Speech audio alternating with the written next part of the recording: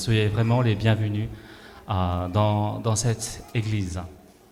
Avant de commencer, je vais prier pour introduire ce culte.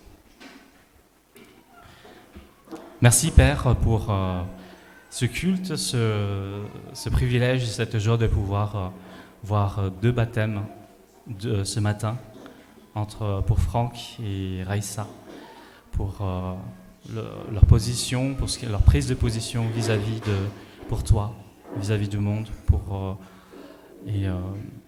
te prie de conduire tout ce culte.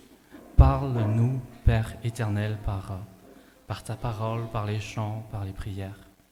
Et conduis-nous, Seigneur. Donne-nous réjouis nos cœurs pour ce matin. Et dispose de nos cœurs, au nom de Jésus-Christ. Amen. Donc, je nous invite à nous lever et à chanter ce premier chant, « Quelle grâce incomparable ».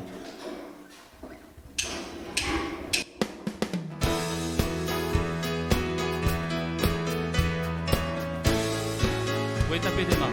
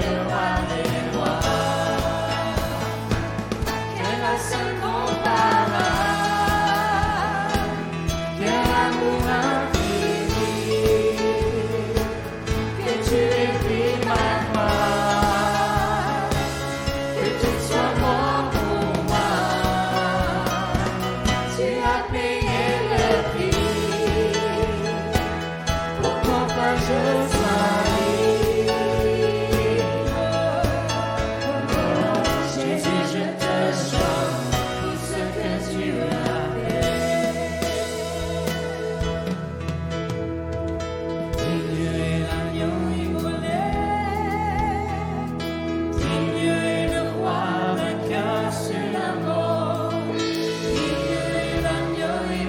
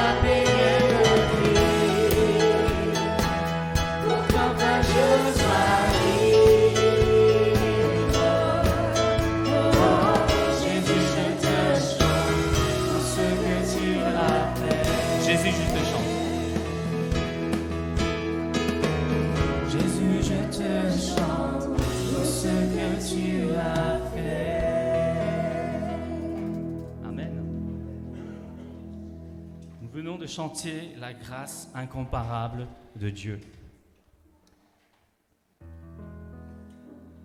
Et nous allons continuer en nous rappelant que l'Éternel est notre berger.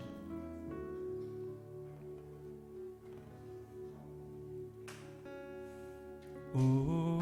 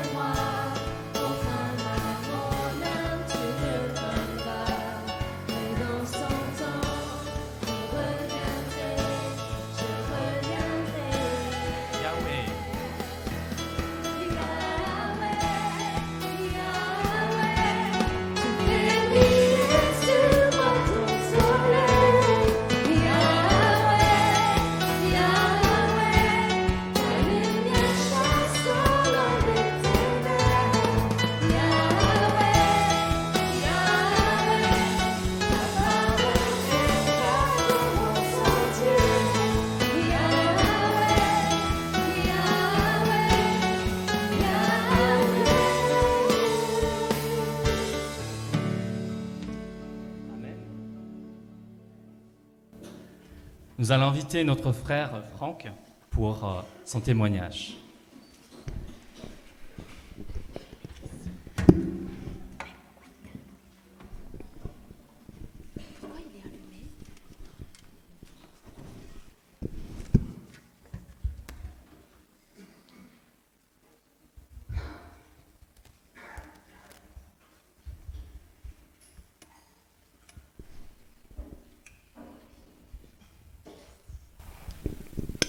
Bonjour à tous.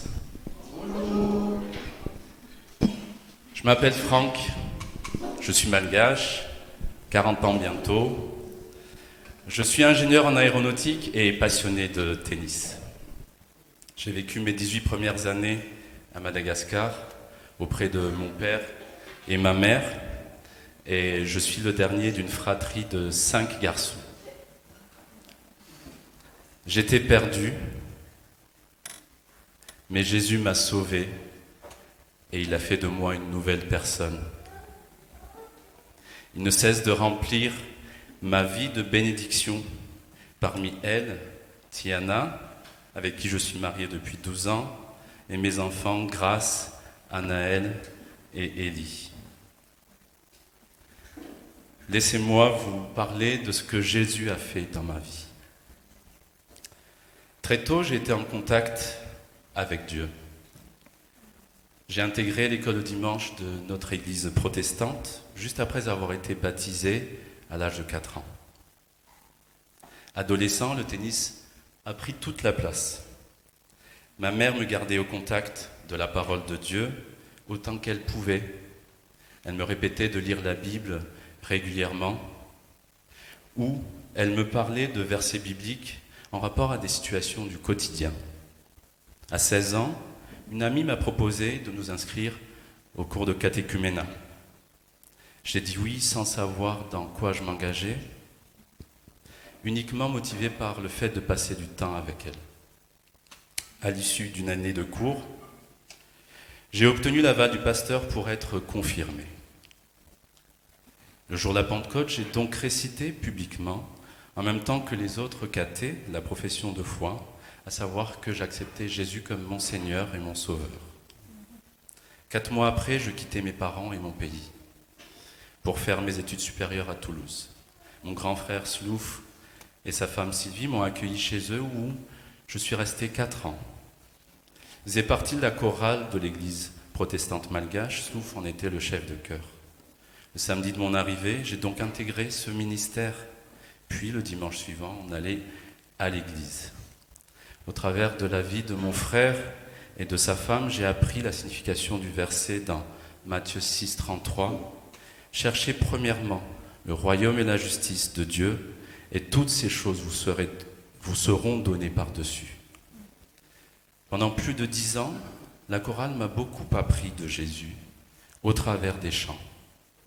Je fus profondément touché par ceux de Maggie Blanchard, m'amenant à comprendre la mission de Jésus sur terre, comme notamment la chanson « Libéré » que j'avais chantée la première fois, je pense, à 24 ans. Soyons honnêtes, le jour où j'ai professé ma foi en Jésus à 17 ans, ma vie n'était pas en règle avec Dieu. Le soir même, je mentais déjà à quelqu'un. Le jour suivant, je franchissais des limites que ma mère m'avait fixées et sans remords, je lui argumentais que je suis grand maintenant. Quel déshonneur pour mes parents. Et je péchais contre Dieu. Ma mère utilisait régulièrement le verset suivant pour me reprendre, dans Luc 6, 46. « Pourquoi m'appelez-vous Seigneur, Seigneur, et ne faites-vous pas ce que je dis ?» Alors 2 choses sur ma mère. Elle a perdu son fils aîné, j'avais 16 ans. Je l'ai vu bouleversé. Ça a été très dur. Et mon cœur a été rempli de compassion pour elle d'abord, puis d'admiration. Du point de vue que j'avais, petit à petit, je voyais ma mère se relever, forte. Plus tard, j'ai compris qu'elle était accrochée à Dieu, à la parole. Puis, 6 ans après, une autre épreuve pour elle, un cancer du sein. qu'elle a vécu dans la prière, qu'elle a vaincu dans la prière, accrochée une fois de plus au Seigneur. J'avais aussi prié pour sa guérison et Dieu a répondu aux prières. Pour m'encourager, ma mère me répétait souvent que Jésus disait « Je suis le chemin, la vérité et la vie. Nul ne vient au Père que par moi. » Jean 14, 6. Le problème, c'est que je n'arrivais pas à saisir pleinement cette victoire. J'avais une vie de péché, et cela dès mon enfance. Mensonges, vol, convoitise, agressivité, j'avais des vices cachés, et je causais du tort à beaucoup de gens. Je donnais l'illusion d'une apparence de quelqu'un de bien et respectable pour plaire aux gens. Mais je manquais de joie de vivre. Je voyais mes péchés se cumuler au fil du temps. Je me disais que je ne méritais pas d'être dans la joie. Je ne savais pas qu'un cœur joyeux est un bon remède, mais un esprit abattu dessèche les eaux. Lu dans Proverbe 17, 22. J'avais ce mal-être au fond de moi. Je m'efforçais de le contenir pour éviter de le montrer au monde, de montrer mes faiblesses. Je m'étais convaincu que je devais porter seul ma croix, assumer mes fautes, que ce fut la juste conséquence de mes péchés. Je vivais l'enfer sur terre déjà. J'acceptais ma condamnation.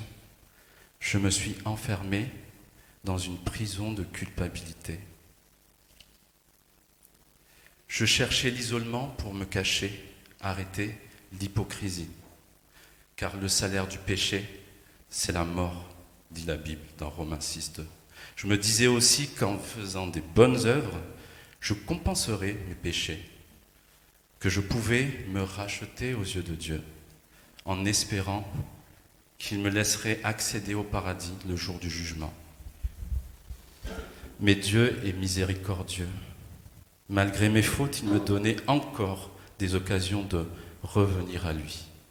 Oui, j'étais perdu, mais Jésus m'a sauvé. En 2018, nous avions enfin accepté l'invitation de Touk et Fans pour assister au groupe de maison. À savoir que Touk nous tendait la main depuis 2013. Je voulais leur être reconnaissant de nous avoir prêté leur maison durant une semaine à Noël 2017. Car sinon, nous allions devoir dormir dans une maison et dans l'inconfort d'une maison encore en construction et inachevée. On était dans le besoin et c'était un vrai soulagement. Merci les amis. Parlons un peu des groupes de maison.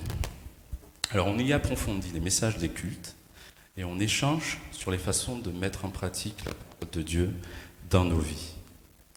Ça peut aussi être des moments de partage de ce que Dieu a fait dans nos vies, des formats que j'apprécie particulièrement.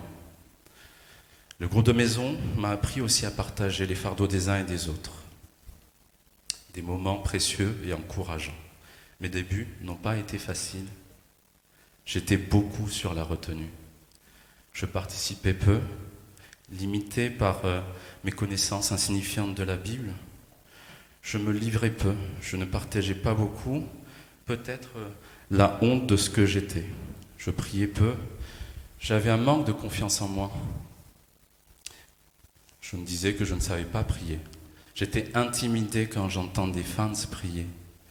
J'avais toujours ce souci du jugement et du regard des autres. Mais très vite, j'ai compris qu'il n'y avait que de l'amour, peu importe qui j'étais. Et le Seigneur est bon, car il a permis que j'oublie mes faiblesses, mon manque de confiance en moi, ma culpabilité. Il m'a montré sa bienveillance au travers des autres. Il m'a convaincu d'être tel que je suis, de lâcher prise et de me laisser façonner par lui. Petit à petit, il a délié chaque chaîne qui me retenait dans mon mal-être. Wow, tout cet amour, toute cette grâce a libéré en moi une soif de lui. C'est naturellement alors qu'on a décidé avec Tiana de venir à l'EPET pour assister au culte du dimanche.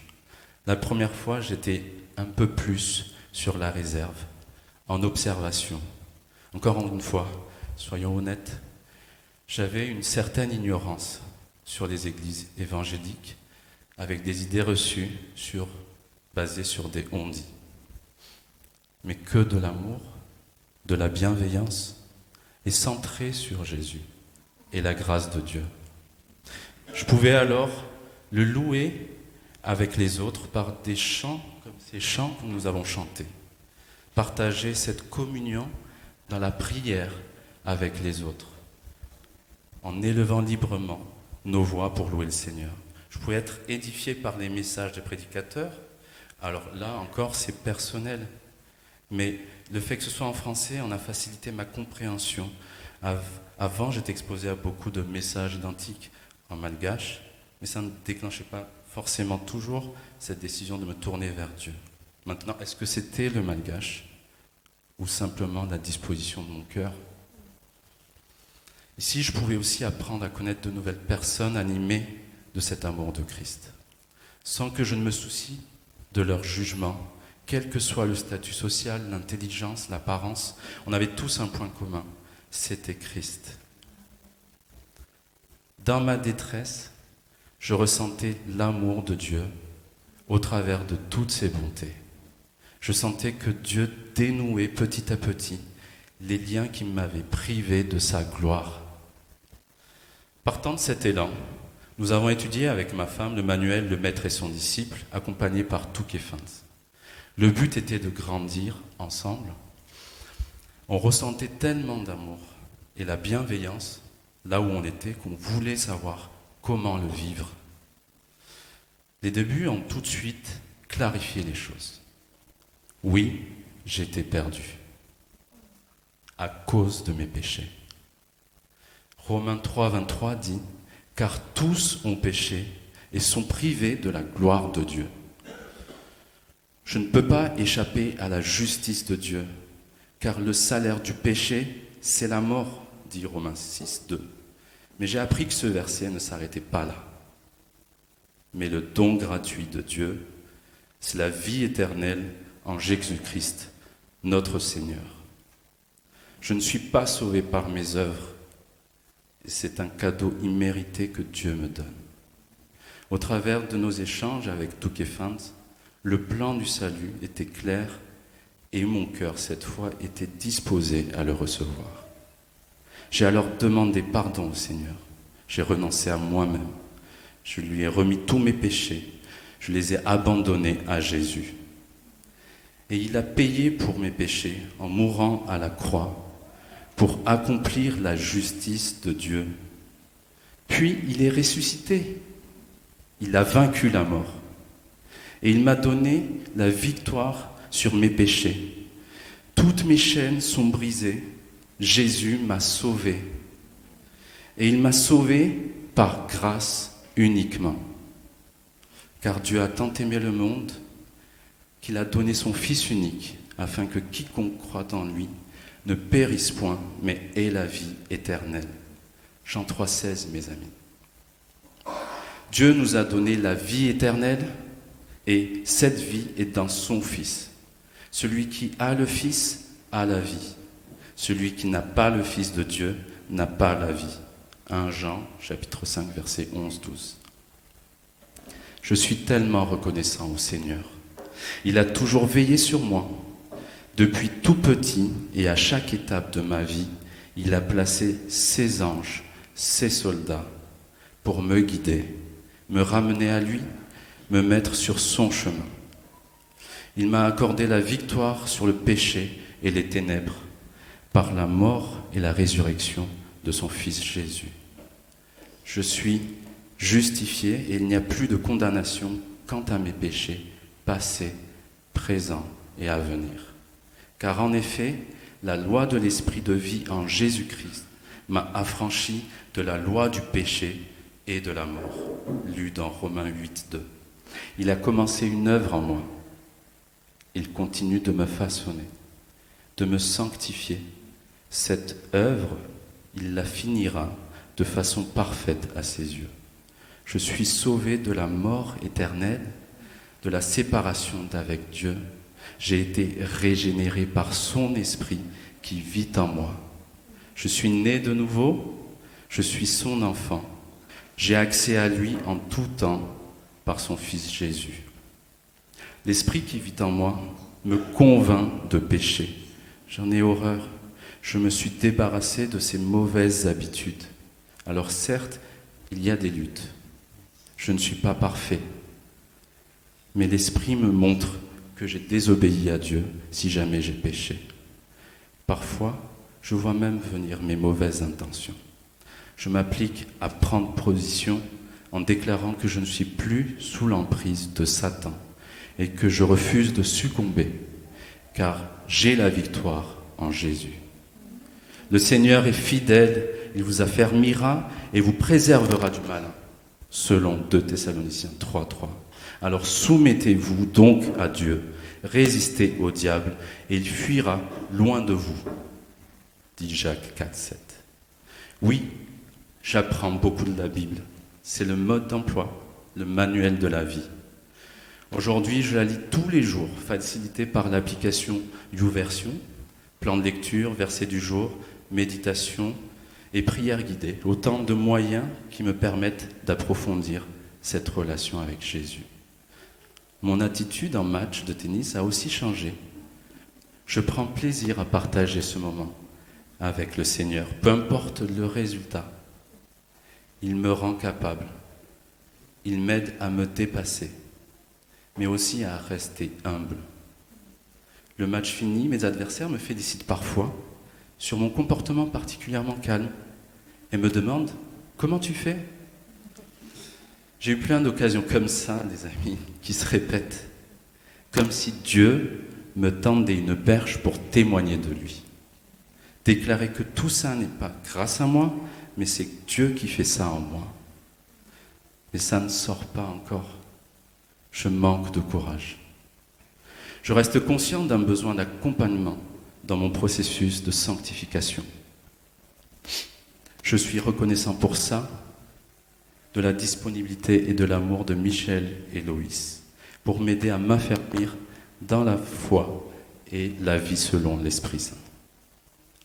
Avec Michel, en début d'année, j'ai pu notamment étudier le livre « Il vous faut naître de nouveau » d'Alfred Kuhn. Ce livre a confirmé mon pas de foi lorsque je me suis repenti et que j'ai décidé de suivre Jésus. Et c'est lui qui m'a aidé à prendre ce courage aujourd'hui de me tenir devant vous. Oui, Dieu nous appelle à être témoins. Sa parole dit dans Actes 1:8, « Mais vous recevrez une puissance, le Saint-Esprit survenant sur vous, et vous serez mes témoins à Jérusalem, dans toute la Judée, dans la Samarie et jusqu'aux extrémités de la terre. » Alors je vous invite à partager ce défi avec moi. C'est de mettre en lumière cette identité en Christ n'importe où nous allons, d'avoir ce courage de saisir les opportunités que le Seigneur nous offre, tout ceci pour le glorifier, Dieu, et témoigner de son immense, inconditionnel amour, de sa fidélité et de sa grâce infinie. Amen.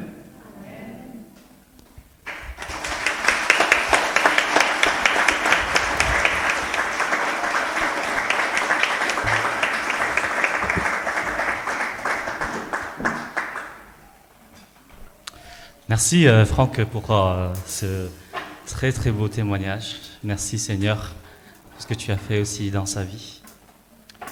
Je nous invite à nous lever et chanter ce chant « Christ est la lumière du monde ».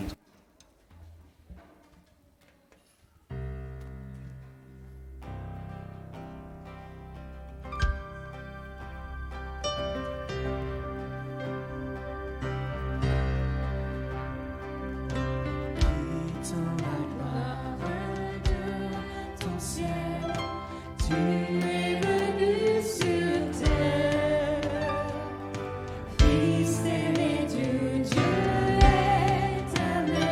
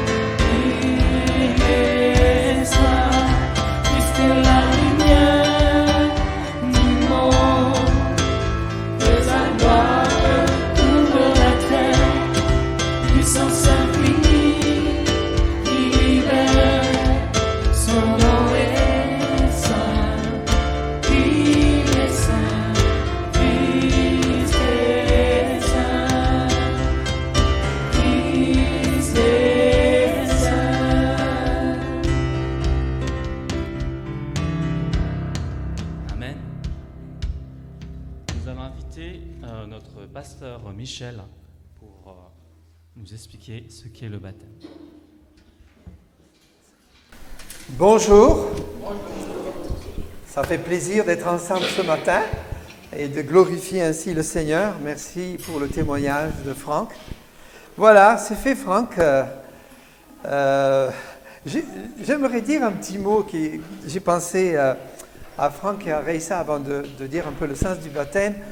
J'ai bien expliqué à nos baptisés, parce qu'ils ont eu un cheminement issu de familles chrétiennes quelque part, avec l'influence abondante de personnes chrétiennes, que le salut, en fait, c'est en 3 étapes.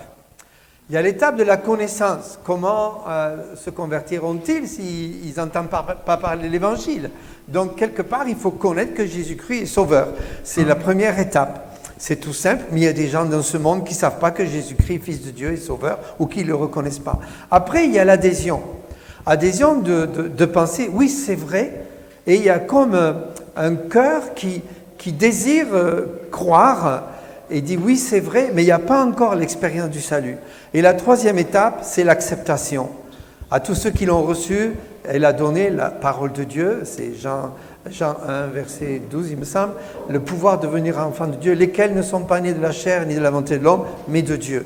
Donc 3 étapes, connaissance, adhésion, et je crois qu'il y a des gens dans leur vie qui font une expérience pré-salut, où ils adhèrent à beaucoup de choses de la vie chrétienne, mais sans avoir encore accepté le Seigneur, sans être nés de nouveau. Et la Bible dit qu'il faut naître d'eau et d'esprit. L'eau, c'est la parole, et l'esprit, c'est l'Esprit Saint. Bon, c'est une petite remarque.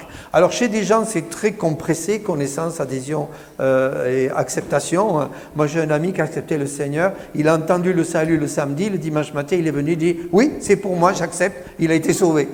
Après, d'autres, c'est un cheminement plus long. Voilà, ça dépend. Écoutez, voilà, Dieu est fidèle. Et il va chercher ceux qu'il a élus dès la fondation du monde. Et par sa grâce, il est fidèle et il aime tout le monde, car Dieu a tant aimé le monde. Et puis, cela est bon et agréable devant Dieu notre Sauveur, qui veut que tous les hommes soient sauvés et parviennent à la connaissance de la vérité. Alors, juste brièvement, je l'ai dit il y a 15 jours, mais bon, je vais répéter un petit peu brièvement. Ce que n'est pas le baptême, parce que vous allez assister à 2 baptêmes et peut-être vous vous posez des questions. Premièrement, le baptême, ce n'est pas la nouvelle naissance. Il y a des gens qui disent « Ah oui, je vais être baptisé, je vais être sauvé ». Ben non, de tremper dans l'eau, ça n'a jamais sauvé personne. Hein? Voilà. Un moyen de salut, les gens disent « Oui, je vais ensuite être sauvé ». Non, le salut, c'est autre chose. Et puis, ce n'est pas aussi la continuation de la circoncision. Dans l'Ancien Testament, Dieu avait fait une alliance avec le peuple d'Israël. C'était lié à une circoncision, à un jour bien précis. Et le baptême n'a rien à faire avec un signe de l'alliance avec Dieu dans le Nouveau Testament. Comme si Dieu disait, si vous êtes baptisés, vous faites partie de mon peuple. Non, non, ça c'était pour Israël. Il faut d'abord naître de nouveau et on est baptisé par immersion, baptizo en grec qui veut dire immerger. La dame, dans l'époque de Jésus, lorsqu'elle trempait son linge dans l'eau, on disait qu'elle baptisait son linge parce qu'elle l'immergeait. Et évidemment, pour nettoyer les habits, il faut immerger, n'est-ce pas? Donc c'est un petit mot, évidemment, qui vous donne l'idée du symbole. Et donc, quand on est baptisé, c'est suite à une nouvelle naissance qui nous fait enfants de Dieu et qui nous fait entrer dans l'Église. Hein, la Bible dit que nous avons été baptisés d'un seul esprit pour former un seul corps. Et ça, dans l'original, ça montre bien que c'est une action passée qui a un effet présent. J'accepte Jésus et je fais partie du corps. Je n'ai pas besoin d'une autre expérience. L'expérience du salut, c'est recevoir le Saint-Esprit qui nous scelle et nous donne la vie éternelle. Alors, pourquoi être baptisé? C'est un commandement, c'est un acte d'obéissance. Tiana l'a fait il y a 15 jours, Maxime l'a fait il y a 15 jours, aujourd'hui c'est Franck et Reissa, parce que Jésus a dit, allez faire toutes les nations, les baptisant au nom du Père, du Fils et du Saint-Esprit. Donc le baptême, c'est en fait un acte d'obéissance, c'est une prise de position. Je dis, oui, mais c'est peut-être facile. Non, c'est pas toujours facile de prendre position, parce qu'il y a un combat et l'ennemi n'aime pas trop quand un croyant né de nouveau va de l'avant. C'est un symbole à notre édification en Jésus-Christ. Le baptisé, il est plongé dans l'eau, donc c'est-à-dire qu'il est symboliquement mort à lui-même, il ressort de l'eau, il est identifié en la résurrection de Jésus-Christ, et Franck l'a bien exprimé tout à l'heure, que la nouvelle naissance, c'est vraiment notre identification Jésus-Christ a pris nos péchés, mais il est ressuscité et il nous a justifiés et pardonnés. Et maintenant, une autre étape, il nous sanctifie. Mais le baptême n'est pas une étape de sanctification. Le baptême, c'est un acte d'obéissance qui, c'est vrai, est un pas de la foi qui plaît à Dieu. C'est un témoignage envers Dieu, c'est une prise de position, un engagement d'une bonne conscience envers Dieu. C'est aussi quelque part un acte envers soi-même. Je prends position, donc je déclare que Jésus-Christ est mon sauveur. Je le déclare à l'Église et même je déclare que Jésus-Christ m'a libéré de Satan. Et c'est vrai que peut-être on ne réalise pas ça, mais Satan existe. Et moi, je me souviens d'un pasteur que j'avais rencontré dans un autre milieu. Un jour, je lui dis, oui, mais Satan attaque. Il me dit, non, mais tu crois à Satan, toi? Ben, écoutez, je regrette, mais malheureusement, quand on accepte Jésus, une des premières choses qu'on découvre, c'est qu'on avait un ennemi qui nous frappait dans le dos et qu'on ne connaissait pas. Mais quand on a Jésus, on découvre vraiment la victoire sur le péché, sur Satan, et c'est ce qu'a partagé notre frère Franck ce matin, et on se réjouit. Et donc, Franck, c'est ton tour de passer par les eaux du baptême comme un acte d'obéissance, et c'est une joie pour nous de voir ton cheminement. Je remercie le Seigneur de ce que l'Église, quelque part, participe à la croissance, au cheminement d'une personne, parce que c'est grâce à l'amour, la persévérance des croyants que tu as été entouré, et de prière aussi, et de voir ta vie transformée. Ah oui, je croyais que tu avais tes chaussures, mais il a vraiment enlevé les chaussures, mais il a gardé les chaussettes. Hein. Bon, bref, ça n'a pas d'importance. Vas-y. Voilà. Ah, il faut bien t'avancer parce que tu es assez grand. Voilà. Alors, Franck, crois-tu que Jésus-Christ est le Fils de Dieu? Oui. Crois-tu que Jésus-Christ a pris tes péchés à la croix une fois pour toutes? Oui. Crois-tu que Jésus-Christ t'aime d'un amour éternel? Oui. Voilà. Si tu devais mourir aujourd'hui, as-tu l'assurance que Jésus-Christ te laisserait entrer au ciel? Oui. Voilà. Sur la base de ton témoignage, Franck, je te baptise au nom du Père, du Fils et du Saint-Esprit.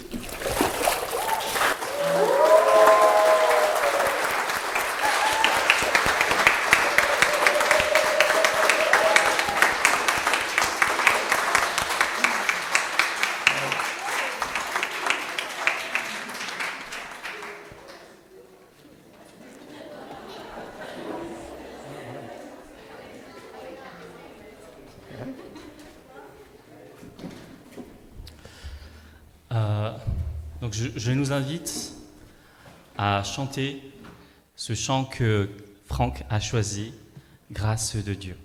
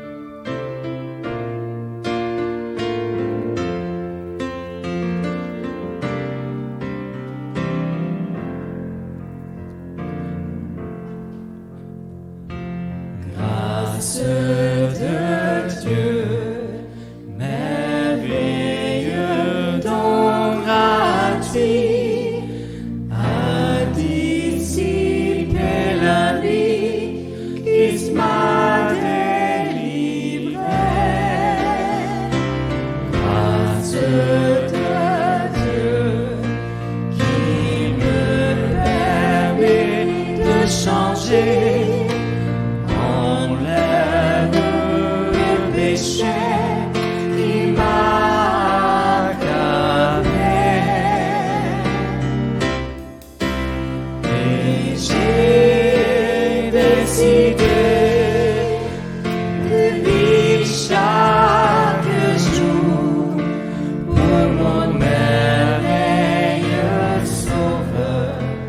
Loué soit mon Sauveur, mon merveilleux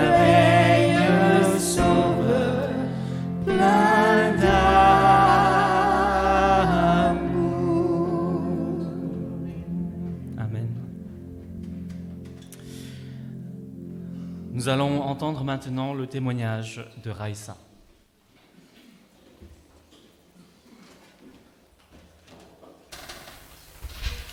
Bonjour.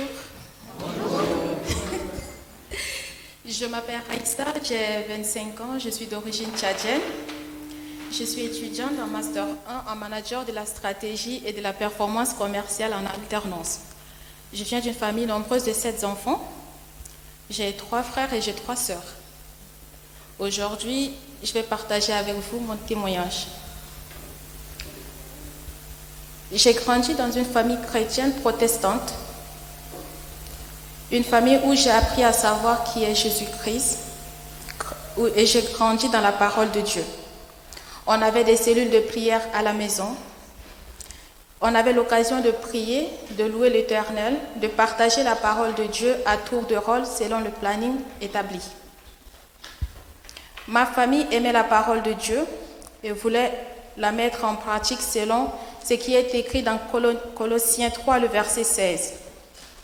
Que la parole de Christ habite parmi vous abondamment, instruisez-vous et exhortez-vous les uns les autres en toute sagesse, par des psaumes, par des hymnes, par des cantiques spirituels chantant à Dieu dans vos cœurs sous l'inspiration de la grâce. J'ai respecté chaque moment de prière, mais j'étais une personne extrêmement colérique. Extrêmement parce que je voulais rendre le mal par le mal. Je ne pouvais pas laisser une personne m'offenser sans l'offenser en retour.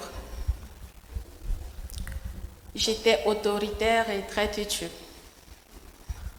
C'est vrai que j'étais entourée de mes proches et j'ai respecté chaque moment des prières, mais je ne cessais de me dire qu'il y avait quelque chose qui me manquait. Mais je ne savais pas ce que c'était. Et j'ai compris que malgré la présence de mes proches et l'amour de mes proches, j'étais une personne vide à l'intérieur. J'ai fait face à des situations difficiles où je refusais de prier parce que je me disais que Dieu m'avait oublié. Je voulais qu'il se souvienne de moi quand il bénissait également les autres. Oui. Il y a eu des moments où je suis tombée et retombée dans le péché, où j'ai refusé de prier parce que j'avais honte de moi car je faisais des promesses à Dieu, des promesses où je n'avais jamais réussi à tenir.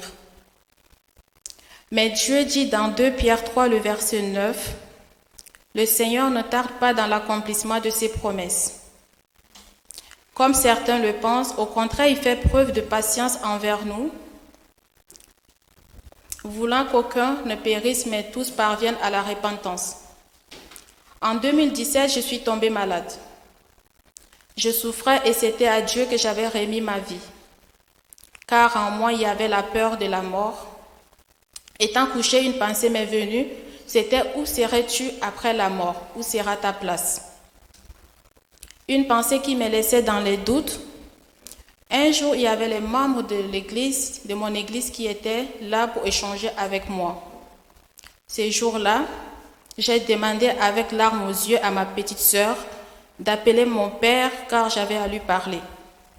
Quand il vint me trouver, je lui ai dit que je voulais me repentir de toutes mes fautes. Il appela le pasteur et les autres membres de l'église et je pria avec eux.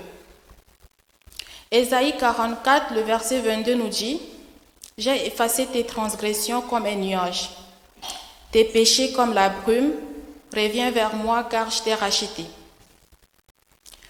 Arrivé en France, j'ai fait face à des situations complexes, à la dépression, au manque d'affection qui laissait en moi un vide. J'avais continuellement besoin de le combler d'une manière ou d'une autre, à ma manière bien sûr. C'est vrai que je priais, je venais à l'église, mais est-ce que je faisais les choses qui étaient agréables à Dieu? Est-ce que je marchais selon la voie de Dieu? Laissez-moi vous dire non. Mon amour pour lui était intéressé et j'étais attachée au désir de ce monde. Les hommes m'auraient peut-être jugé ou rejeté, mais Dieu, lui, il m'a racheté. Il ne m'a pas traité selon mes péchés, il ne m'a pas puni comme le méritaient mes fautes. Psaume 103, le verset 10 nous dit que l'Éternel est miséricordieux et compatissant, lent à la colère et riche en bonté. Il ne nous traite pas selon nos iniquités. Un jour, j'ai échangé avec le pasteur Michel pour lui faire part de mon désir d'être baptisé. Il m'a posé une question. Si tu devrais mourir aujourd'hui et te tenir dans la présence de Dieu, pour quelle raison Dieu devrait-il te laisser entrer au ciel? Je lui ai répondu à cause de mes bonnes actions. C'est à ce moment que je me suis rendu compte que je n'avais pas l'assurance du salut. Ma compréhension du salut n'était pas claire du tout. J'ai commencé à avoir des rencontres de prière et de méditation avec Loïse, l'épouse du pasteur. Des rencontres basées toujours sur la précieuse parole de Dieu. Ces passages en 2 Timothée 3, le verset 16 nous dit l'importance de la parole de Dieu. Que toute écriture est inspirée de Dieu utile pour enseigner, pour convaincre, pour corriger, pour instruire dans la justice. Avec ces suivis spirituels permanents, j'ai appris tout d'abord que le péché entraîne la mort spirituelle, selon Romains 3, le verset 23, car tous ont péché et sont privés de la gloire de Dieu. Que la foi seule sauve. Jean 5, le verset 24 nous dit que celui qui croit au Fils aura la vie, mais que celui qui ne croit pas au Fils n'aura point la vie. Mais la colère de Dieu demeure sur lui. Ensuite, que le salut est gratuit selon Romains 6, le verset 23, car tous les salaires du péché, c'est la mort, mais le don gratuit de Dieu, c'est la vie éternelle en Jésus-Christ, notre Seigneur. Et selon 1 Jean 5, le verset 11 à 14, et voici ces témoignages, c'est que Dieu nous a donné la vie éternelle, et que cette vie est dans son Fils. Celui qui a le Fils a la vie éternelle, et celui qui n'a pas le Fils n'a pas la vie. Je vous ai écrit toutes ces choses afin que vous sachiez que vous aviez la vie éternelle, vous qui croyez au nom du Fils de Dieu. C'est ainsi que j'ai cru que Jésus-Christ offrait gratuitement le salut et le pardon de nos péchés, car il est mort pour moi à la croix. Une autre chose que j'ai apprise avec Loïs, ce sont les 7 choses qui attristent le Saint-Esprit. Le mensonge, la colère, les paroles mauvaises de nos bouches, l'amertume, la calomnie, dérober et laisser place au diable, c'est-à-dire le péché dans nos vies. Aujourd'hui, je désire suivre Jésus-Christ. Paul dit en Galates 5, le verset 16, « Je dis donc, marchez selon l'esprit et vous n'accomplirez pas les désirs de la chair. » Christ a tellement fait pour moi que le nombre en est grand. Il m'a sauvé, il m'a guéri, il m'a guidé, pardonné, sans me juger. Il m'a aimé d'un amour pur et inconditionnel. Au moment où je me disais que je ne méritais pas cet amour, il me rappelait que j'avais de la valeur à ses yeux. Aujourd'hui, dans ce pas que je fais, je ne souhaite plus vivre ou penser de moi-même, ni plus baser mon assurance sur mes émotions, mais sur la parole de Dieu, que Dieu m'aide dès maintenant à vivre avec lui, pour lui. Et j'aimerais terminer mon témoignage par cette prière que j'ai écrite. Seigneur, fais toute ton œuvre en moi afin que je puisse aimer tes voies. Rends-moi capable de vivre comme tu l'entends et de ne rien faire par égoïsme ou par vaine gloire. Pardonne-moi d'avoir souvent parlé sans réfléchir. Pardonne-moi de t'avoir ignoré et d'avoir suivi mon propre chemin. Je ne veux plus vivre à ma façon. Je ne désire rien de plus que de fixer toujours mon regard sur toi et j'ai davantage besoin de toi dans ma vie. Guide mes pas, car je sais que chaque fois que j'ai un cœur obéissant, je trouve la plénitude de la joie. Seigneur, détourne mon regard des choses inutiles sans valeur éternelle. Change mon cœur. Si je suis aveugle, donne-moi la lumière. Si je suis sourde, ouvre mes oreilles. Que chaque jour ta parole et ta présence illuminent mon âme en Jésus-Christ que j'ai prié. Amen. Merci.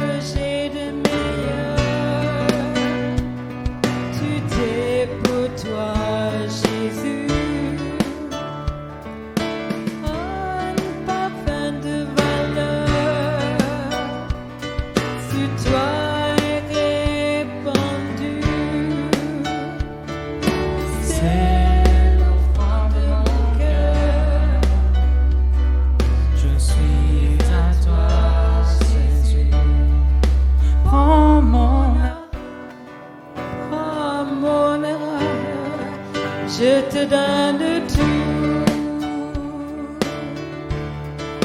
Prends ma vie, me voici. Je te donne tout. Mon cœur est à toi, tout à toi. Je te donne mon cœur. Donne mon cœur, il ne m'appartient plus. Ce que j'ai de meilleur, tout est pour toi, Jésus. Un parfum de valeur, sur toi est répandu. C'est l'offrande de mon cœur. Je suis à toi, Jésus. Prends mon âme, prends mon cœur. Je te donne tout. Prends ma vie, me voici. Je te donne tout. Mon cœur est à toi, tout à toi. Mon cœur est à toi. Mon cœur est à toi. Tout à toi.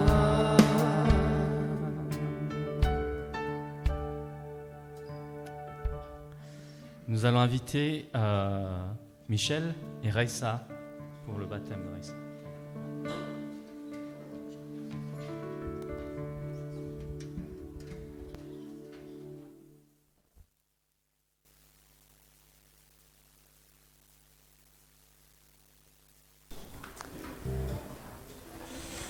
C'est par là, Raissa.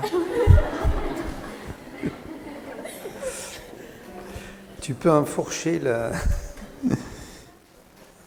Voilà. Alors, vous avez entendu le témoignage de Raissa. Et Louis et moi, on a eu la joie de voir ses progrès et surtout une compréhension claire du salut. Peut-être qu'il faut baisser le son un petit peu. Voilà, donc je vais te poser les mêmes questions, peut-être. Alors, crois-tu, Raissa, que Jésus-Christ est le Fils de Dieu? Oui, je le crois. Crois-tu à l'amour inconditionnel de Dieu qui pardonne nos péchés à cause de la croix de Jésus, Oui, par son sang qui purifie? Sur la base de ton témoignage, Raissa, je te baptise au nom du Père, du Fils et du Saint-Esprit.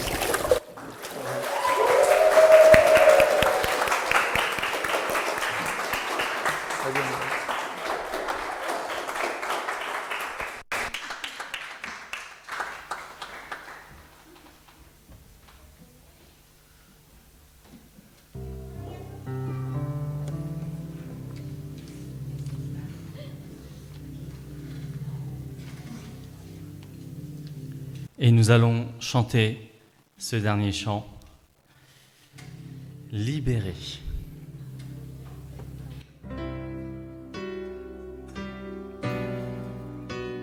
Je vous invite à vous lever.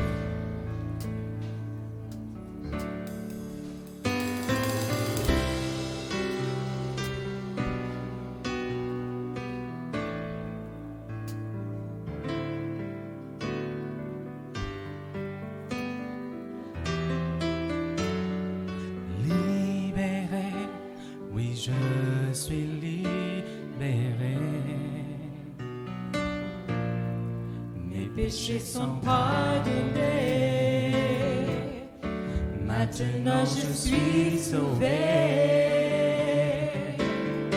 délivré, oui je suis délivré de tous mes ennemis, Jésus m'a libéré. Il n'y a plus de condamnation, plus de condamnation. Jésus-Christ a payé ma rançon.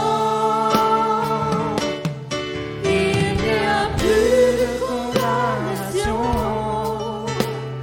plus de condamnation. Je suis libéré, racheté en son nom.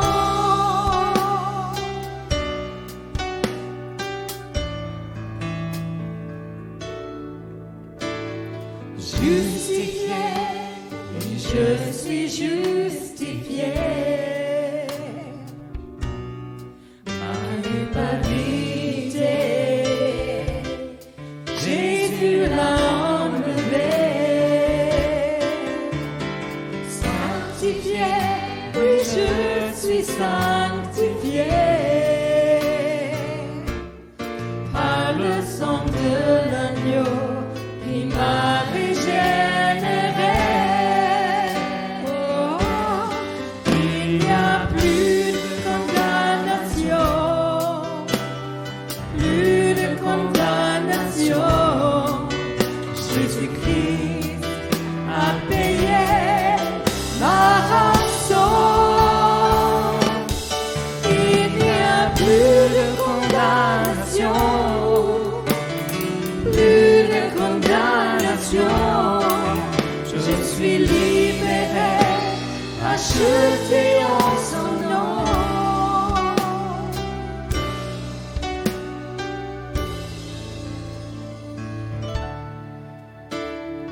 Racheté, oui, je suis racheté.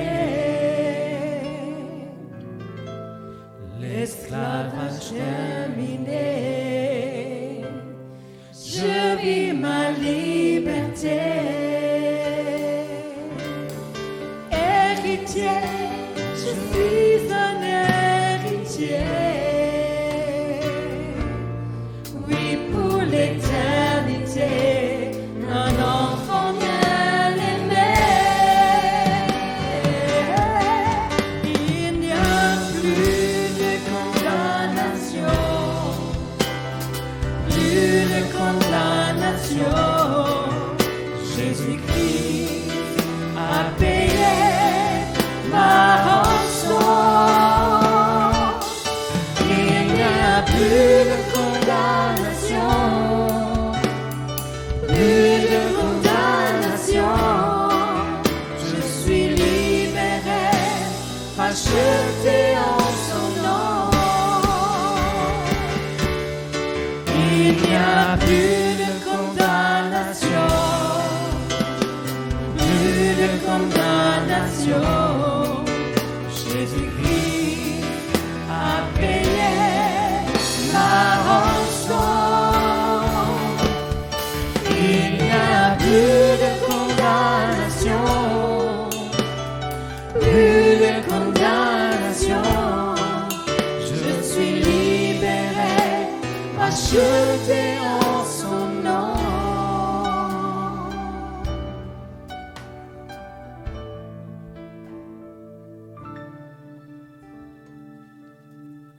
Amen. Donc je vais maintenant inviter notre pasteur Michel qui va nous donner le message.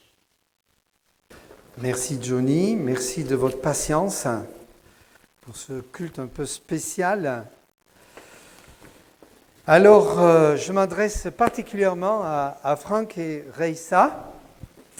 Et sachez qu'on est heureux de vous accueillir ici. Si vous êtes là pour la première fois, on est très heureux que vous soyez ici parmi nous. Je pense d'abord à un proverbe. Il y a un proverbe qui m'a souvent interpellé dans ma vie, qui dit ceci: « Mon fils, donne-moi ton cœur ».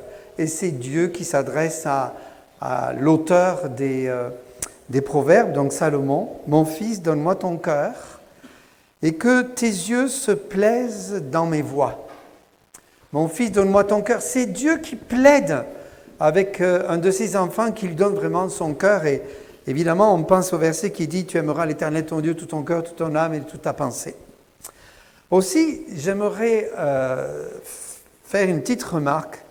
C'est que j'ai constaté, c'est un peu fort, il y a de l'écho là, merci de veiller sur le son.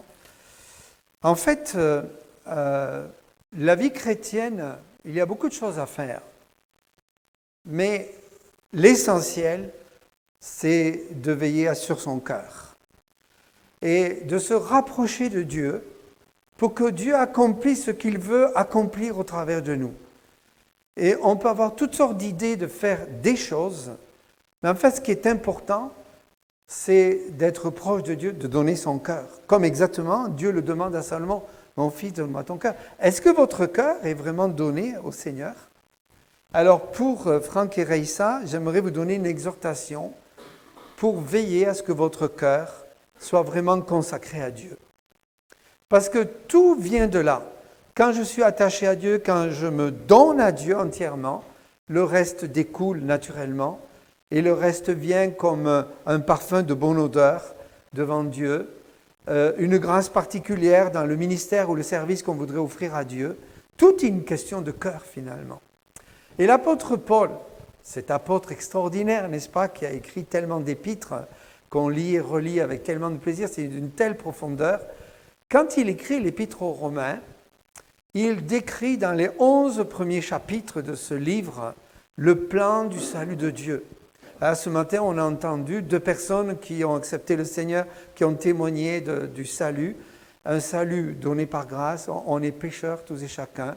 La Bible dit que le salaire du péché, c'est la mort. Mais le don gratuit de Dieu, c'est la vie éternelle. Il n'y a pas d'orgueil spirituel. Il n'y a aucune place à l'orgueil spirituel. Parce qu'en fait, si on est gracié, c'est un don immérité. Il n'y a aucune place à l'orgueil. C'est juste qu'on s'est humilié plutôt pour dire, voilà Seigneur, sauve-moi, je suis perdu, je reconnais mes péchés, pardonne-moi. Et l'apôtre Paul décrit ce plan. Et c'est merveilleux parce que dans les premiers chapitres, il dit, ouais, on est tous perdus, mais on peut être sauvés par la grâce en Jésus-Christ. Et cela est possible. Il dit après qu'on est justifié, après on est sanctifié, et quelque part dans ce cheminement d'être sauvé, avec le danger de ne pas l'être, il exhorte évidemment à être sauvé, on a cette position d'être justifié, comme on a chanté ce merveilleux chant que Franck a choisi, mais je lui dis que c'était aussi un de mes chants favoris, hein, d'accord? Et en fait, ensuite, on est transformé, sanctifié, transformé à l'image de Jésus-Christ. C'est le but de Dieu.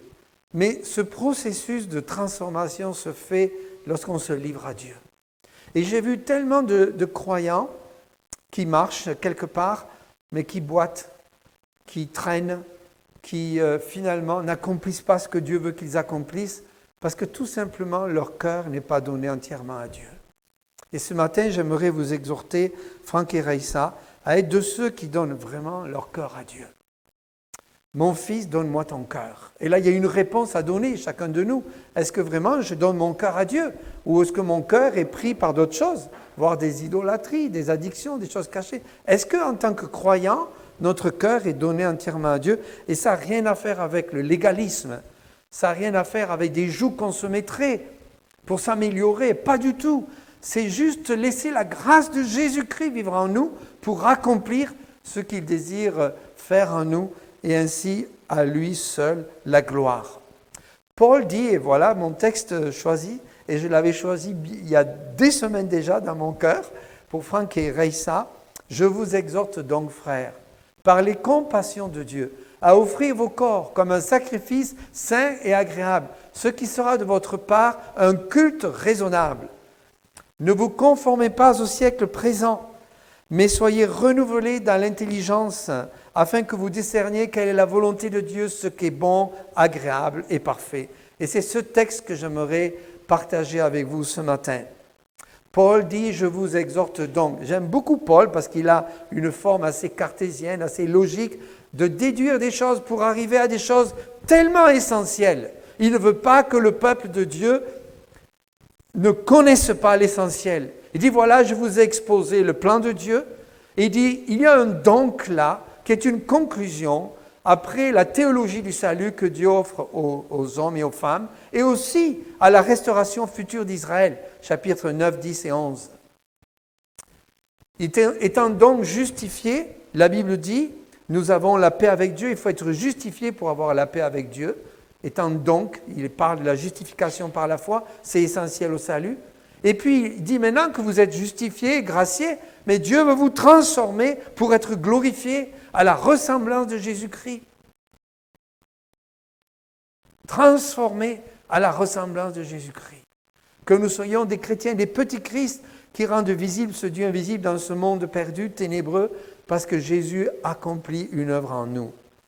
Et en Romains 8, notre frère l'a lu, la Bible dit que nous avons été, il n'y a plus donc de condamnation pour ceux qui sont en Jésus-Christ, et c'est merveilleux, c'est ce qui nous libère. On n'est pas parfait en tant que croyant, mais parce qu'on n'est plus condamné sous une loi et sous le joug de la servitude du péché, alors on est libéré, ça ne veut pas dire qu'on est parfait.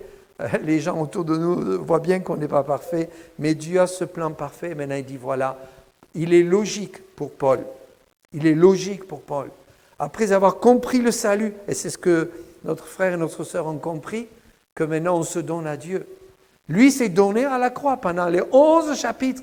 Paul décrit le plan du salut de Dieu pour les hommes et pour Israël. Et maintenant il dit voilà, la conséquence de cette grâce immense de la croix de Jésus, c'est que maintenant Dieu t'appelle à te donner à lui, sans équivoque. Je vous exhorte donc, frères, par les compassions de Dieu. Je vous exhorte donc, ce qui sera de votre part un culte raisonnable. Le culte, c'est-à-dire l'adoration, ou tout ministère accompli pour Dieu. Un culte raisonnable, c'est intéressant parce que le mot original ici, logikos, a donné le mot français logique. Il est logique de se donner à Dieu, de tout donner à Dieu pour celui qui s'est donné entièrement pour nous. Et un commentateur qui s'appelle Frédéric Godet, un pasteur suisse, a dit « Ne pas donner notre tout au Dieu qui a donné son tout en Christ est une erreur de raisonnement. » Dans la vie chrétienne, parfois, il y a beaucoup de raisonnement, de discussions, de raisonnement. Mais vous savez, devant Dieu, on devrait cesser de raisonner mais avoir la logique de se donner. C'est ça la logique que Dieu nous demande. Le bon raisonnement à faire, c'est pas de discuter avec Dieu, c'est de se donner à Dieu. C'est pour ça qu'un autre commentateur, un grand pasteur aux États-Unis, John MacArthur, peut-être vous connaissez, a dit « La clé d'une vie chrétienne productive et satisfaisante n'est pas de recevoir plus, mais de tout donner. Il y a plus de bonheur à donner qu'à recevoir. » Et j'ai beaucoup aimé le choix justement de notre sœur Raïsa qui a choisi le chant « Je te donne tout ». Et donc c'est bien de prêcher aussi sur cela. La Bible dit, Paul dit en Corinthiens, vous avez été rachetés en grand prix, glorifiez donc Dieu dans votre corps et dans votre esprit qui appartiennent à Dieu. Oui, il y a un certain brisement parce que l'orgueil en nous est terrible, n'est-ce pas? Mais quand on se laisse briser par Dieu, alors Dieu accomplit des choses en nous. Et le moi est de côté.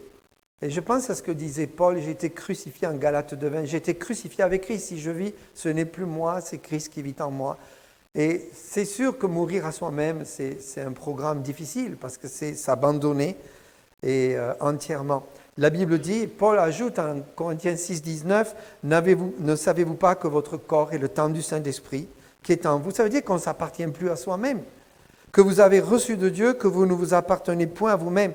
Et au verset 18, il parle des péchés possibles pour un croyant, gloutonnerie, paresse, convoitise sexuelle, débauche, fornication, adultère. La seule façon de plaire à Dieu, d'avoir un culte raisonnable, logique par rapport à son salut, c'est de se donner afin de laisser la vie de l'Esprit en nous accomplir l'œuvre de Christ et ainsi le glorifier. Quand Dieu dit à Salomon, mon fils, donne-moi ton cœur, et on sait que malheureusement Salomon a retenu son cœur à un moment donné, avec son péché vis-à-vis des femmes notamment, et toute la sagesse et la gloire de Dieu qu'il a connue au début de sa vie, quelque part, il l'a atténué, il l'a malheureusement étiolé par sa vie de péché, qui a entraîné beaucoup de péchés dans Israël après, et même une division du peuple. Vous savez, j'aimerais vous dire quelque chose.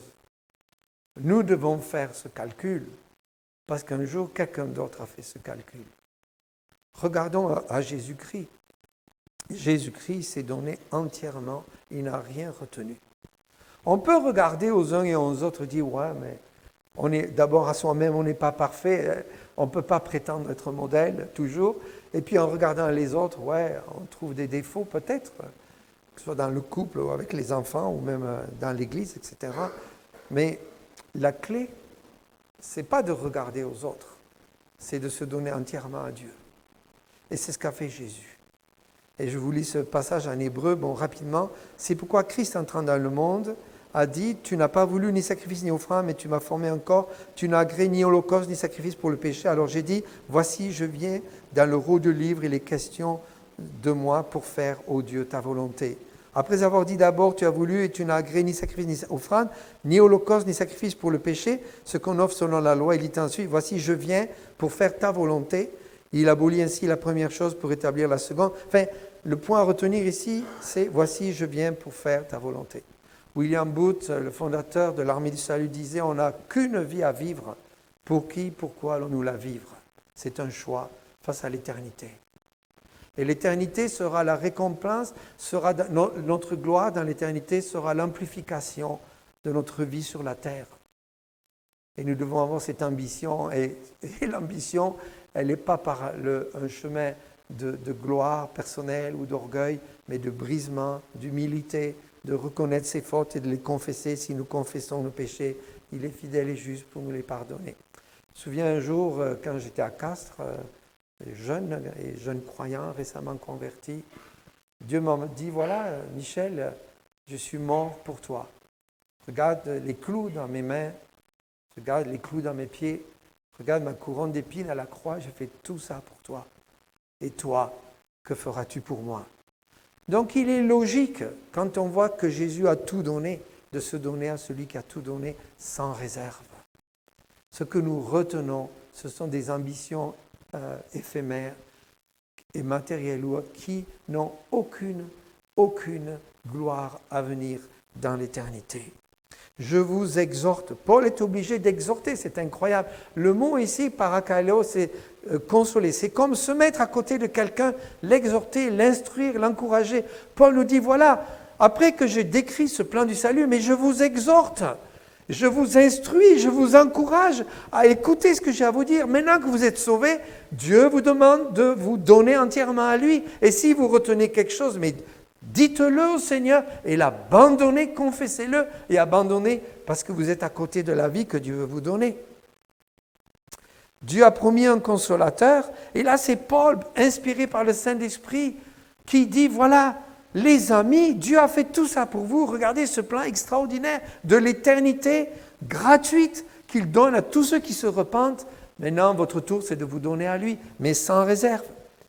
Je ne sais pas si on réalise cela. Et Paul est obligé de dire par les compassions de Dieu.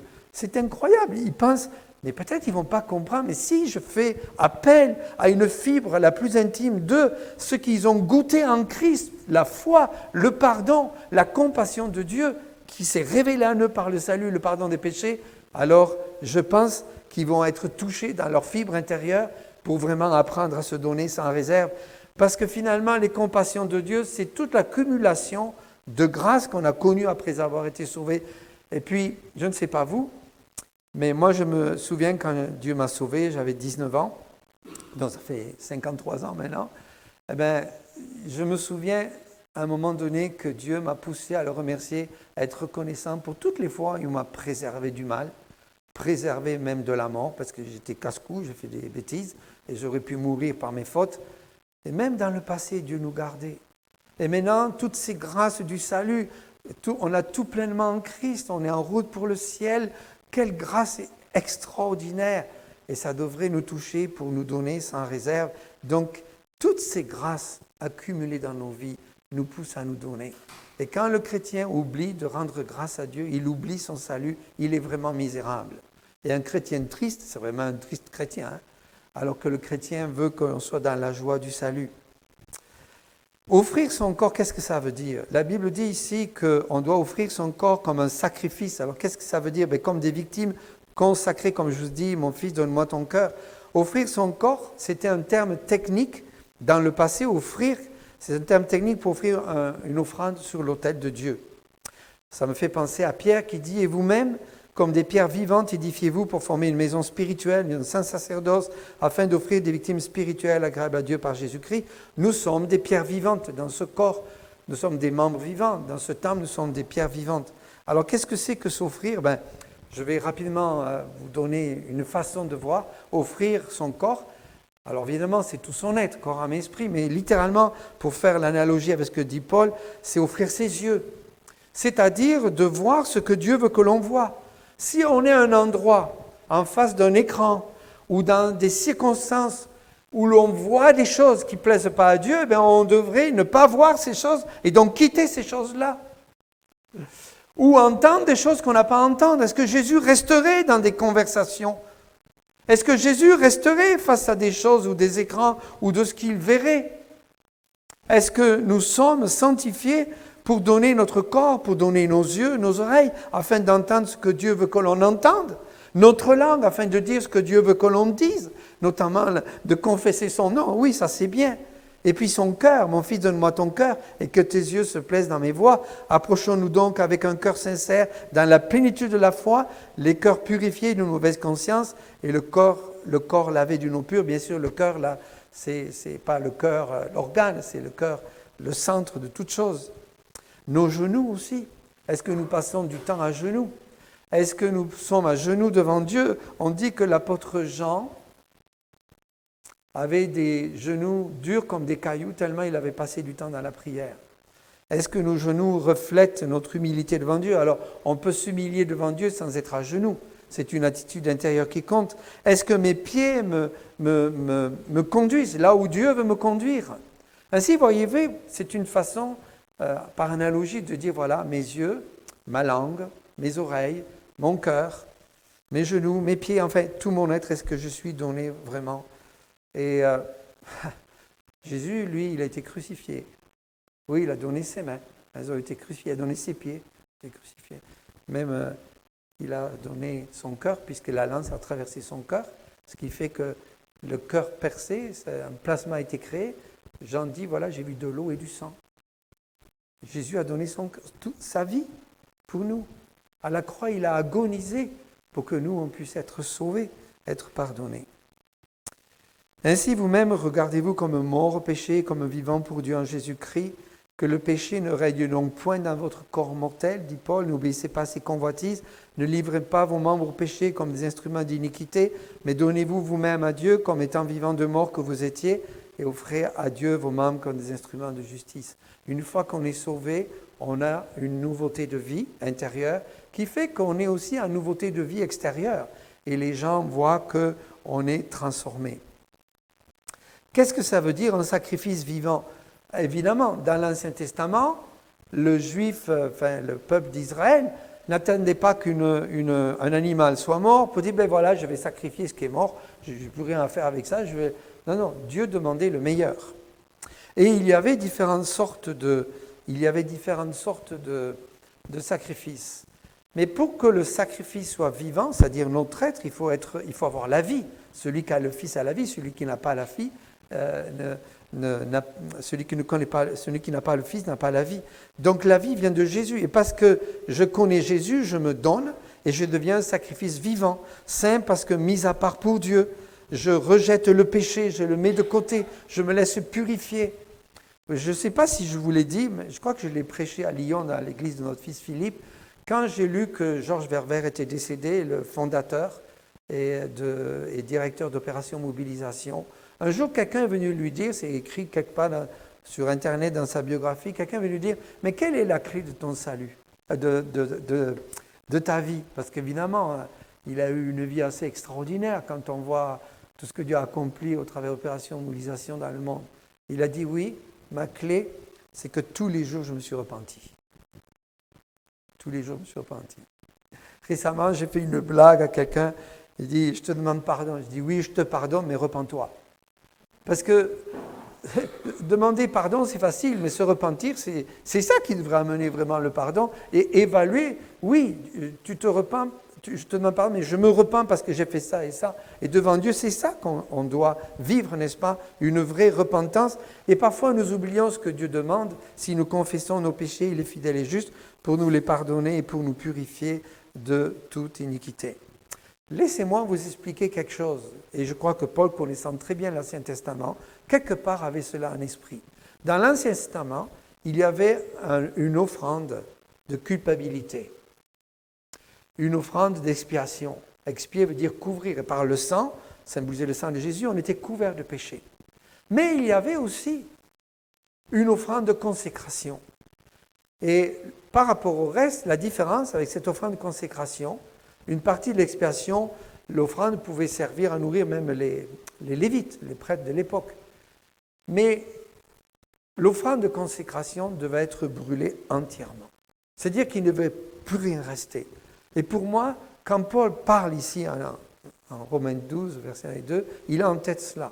Un chrétien qui est pardonné parce que ses péchés sont expiés, se consacre entièrement, il laisse consumer toute sa vie par Dieu, dans le bon sens, je m'entends, pour que rien n'échappe à Dieu, afin de tout donner.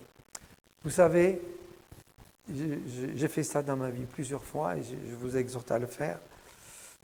Petite expérience personnelle, je commence à avancer en âge, j'ai quelques expériences à partager. J'aimerais vous dire que si vous vous mettez à genoux aujourd'hui, si vous êtes touché par ce message, et vous allez devant Dieu, au pied de votre lit ou dans un moment tranquille, et vous dites au Seigneur, « Seigneur, je te donne mon cœur, je te donne ma vie. » Savez-vous quoi ? Dieu entend cette prière. Il va la prendre. Parce que c'est sa volonté.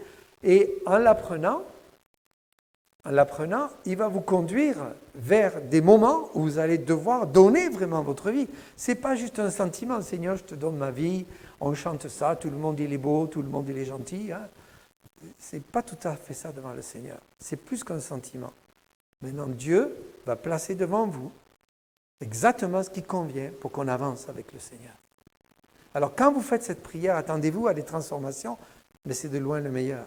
Et un couple consacré à Dieu, c'est magnifique. Un couple qui aime le Seigneur, qui montre la plénitude du Saint-Esprit, ça glorifie le Seigneur. Une jeune fille qui aime le Seigneur, qui se garde pure pour le Seigneur, ça glorifie le Seigneur. Il y a tellement de choses qu'un chrétien devrait vivre pour parler à ce monde qui crie désespérément, secours-nous même sans le savoir. Dans l'arrogance, certes, dans l'orgueil de ce monde.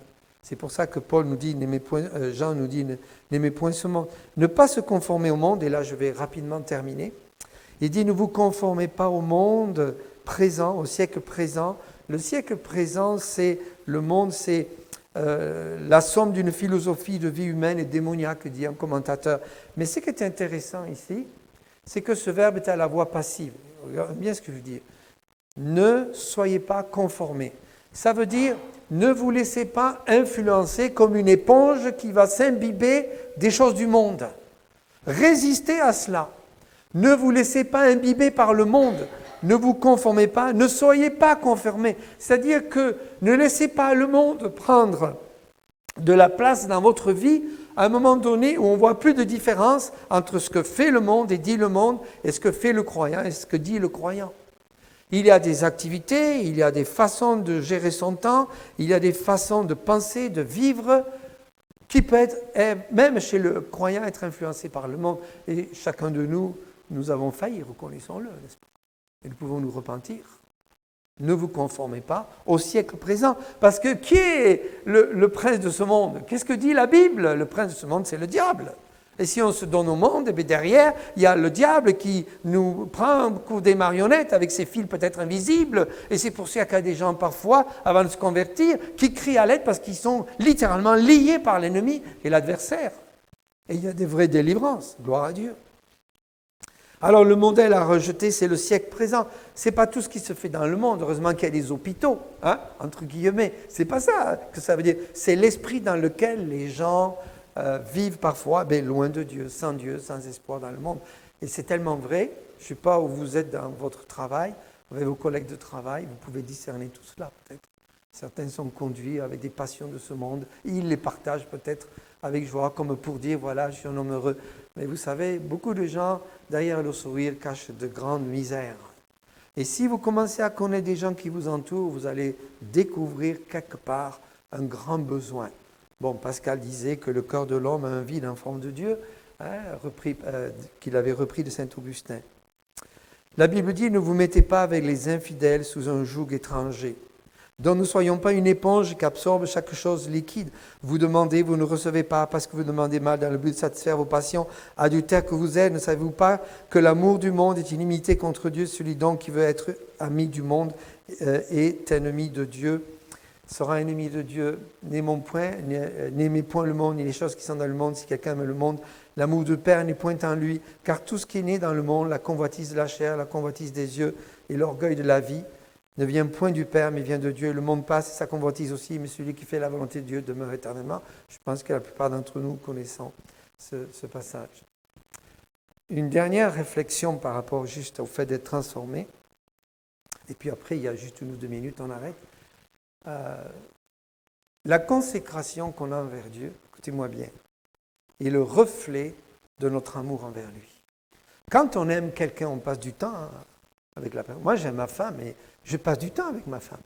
Tous les matins, on lit la Bible, on prie, voilà, on partage nos fardeaux, on s'aime et on s'aimera encore. Pas dans l'éternité, qu'est-ce qui va se passer, mais bon, c'est merveilleux. Quand on aime pour toujours. Et pour Dieu, c'est pareil. Si on aime Dieu, on va passer du temps avec lui. Donc ma consécration, écoutez-moi, elle est proportionnelle à l'amour que j'ai envers Dieu. Et si Dieu vous demande quelque chose, si Dieu vous demande de vous consacrer quelque part, peut-être d'abandonner tout pour lui, de le servir. Mais par amour pour lui, faites-le. Moi, je me souviens quand Dieu m'a appelé, j'ai résisté tellement, mais j'étais ambitieux, je voulais réussir dans mon métier, etc. Prouver que j'étais quelqu'un quand même. Dieu a fait de quelqu'un rien, comme il a fait de Moïse un rien, pour qu'un rien puisse lui être utile. Et tant qu'on se croit quelqu'un, un tout, eh bien Dieu ne peut rien faire pour nous. Mais quand un tout devient rien, Dieu peut commencer à utiliser ce rien, parce qu'il est à ce moment-là glorifié. Donc pensez à ça, je ne vais pas m'étendre là-dessus, mais notre consécration, mon fils, donne-moi ton cœur, dépend de l'amour qu'on a.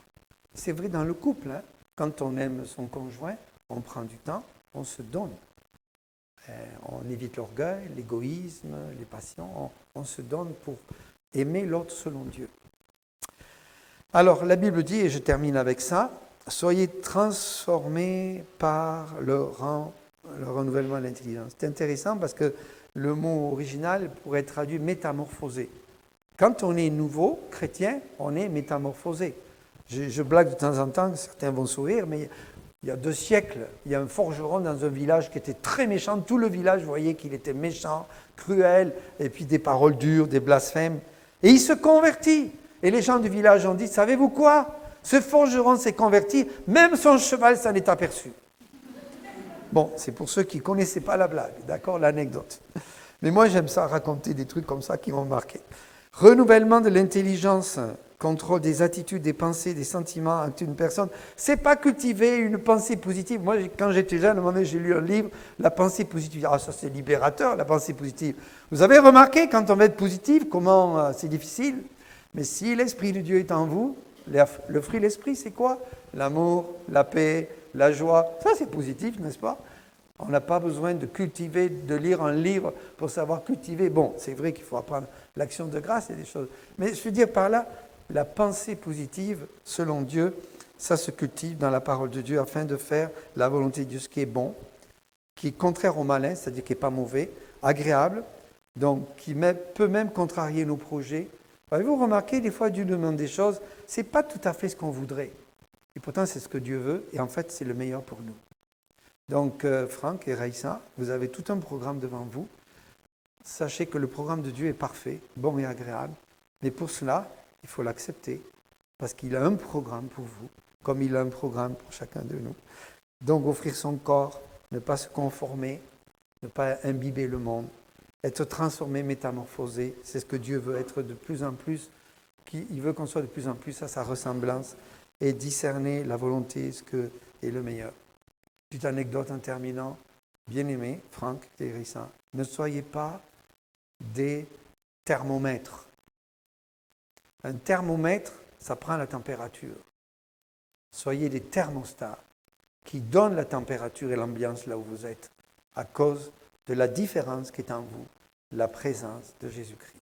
Amen. Prions. Seigneur, merci pour ces moments ensemble, qu'ils soient bénis encore.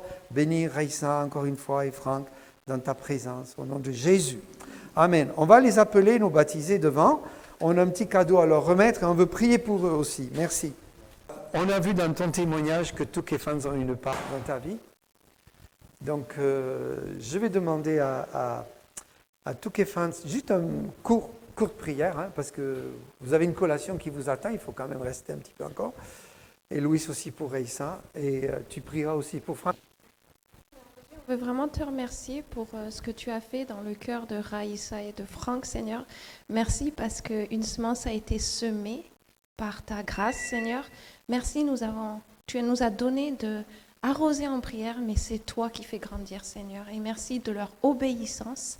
Merci d'avoir permis que tu fasses tomber les cailles de leurs yeux afin qu'ils puissent grandir en toi. Seigneur, merci parce que ce n'est plus nous qui vivons, c'est toi qui vis en nous et c'est toi qui vis en eux. Nous le voyons, nous voyons les fruits de l'esprit et nous te demandons, Seigneur, de continuer à les affermir dans leur foi, de faire grandir dans leur proximité avec toi, dans leur communion avec toi. Merci de leur soif de toi, de leur connaissance et vraiment d'être en communion avec toi. Bénis-les, Seigneur, dans cette marche chrétienne. Tu as commencé en eux cette œuvre que tu rendras parfaite pour le jour de Jésus. Merci. Amen. Amen. Oui, Père, nous sommes privilégiés de voir ton œuvre à travers nos frères et sœurs. Nous sommes encore reconnaissants ce matin, Seigneur, de voir que tu es vivant et que tu transformes les vies. Merci de ces témoignages qui ont été apportés ce matin, qui te glorifient, toi et toi seul, Père. Et nous te remettons ces baptisés, Seigneur, comme Michel l'a exhorté à l'instant, qu'ils puissent tout donner entre tes mains, qu'ils puissent donner vraiment le volant de leur vie, Seigneur, entre tes mains, car tu es le meilleur des conducteurs, Seigneur Jésus. Protège-les et fais-les briller pour ton nom. En ton nom puissant, Jésus. Amen.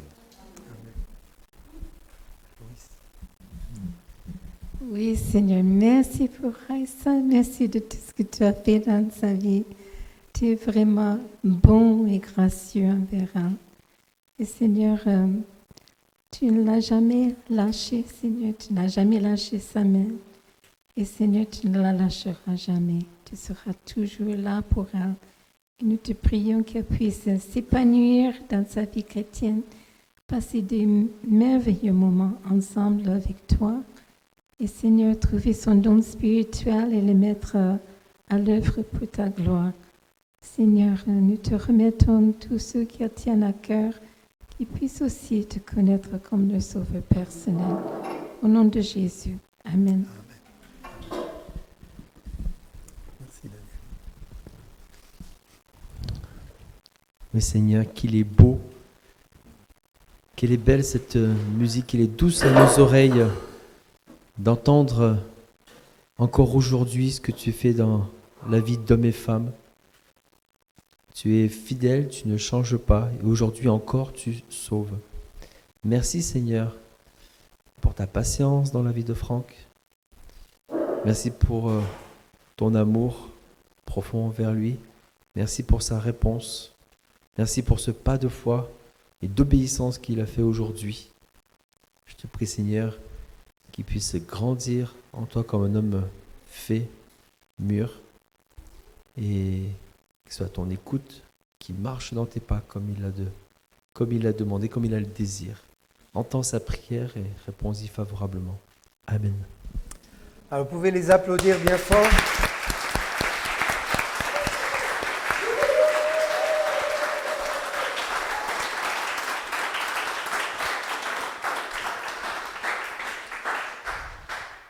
Je ne sais pas si Maxime est là.